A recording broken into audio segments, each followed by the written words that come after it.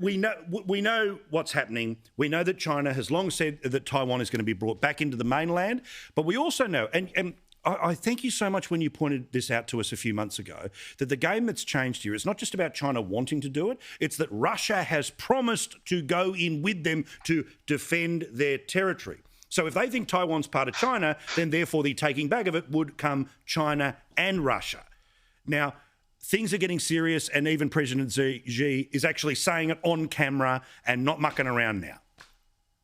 No, and we're seeing that. And it's quite astounding, given what's happened over the last couple of months, that China is concentrating on Tony Abbott. And we've seen a refreshing of the ANZAC, the ANZUS alliance. Mm-hmm. We've seen a decision sometime in the future to get nuclear submarines. We've seen problems with Chinese coal. We've seen aircraft incursions, quite serious aircraft incursions, into the air defence identification zone of Taiwan.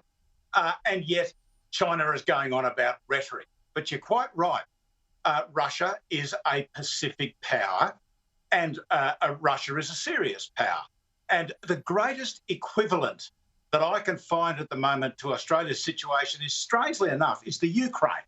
When Russia started to attack the Ukraine in the Donbass some years ago, the greatest message that the president of the Ukraine put out for was that the biggest mistake we ever made was giving up our nuclear weapon, because that meant that Ukraine was weak after Soviet fell, and Russia could push them around.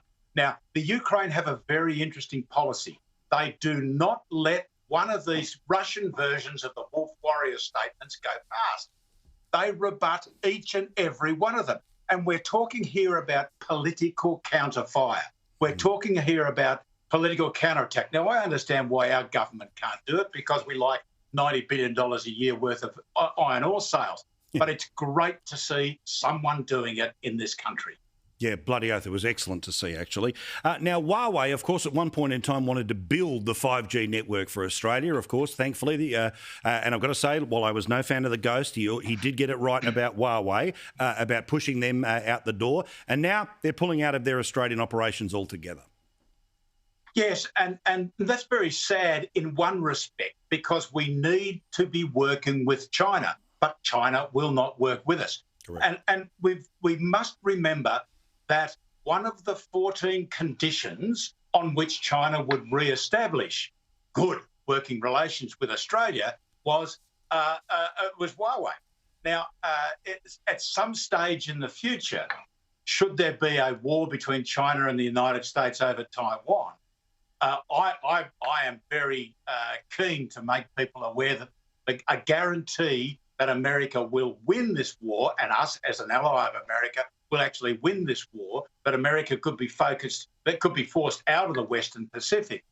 There is a possibility that for a period of time, maybe a long period of time, China will be dominant in our region, and they can still apply these things to any nation, a recalcitrant nation like Australia that hasn't kowtowed to them. They could still apply these things to us. So I'm glad in one sense HUAWEI's gone, because I didn't trust them. It's a shame that they've gone, because we must work with China at every opportunity we get, but this may not be the end of it.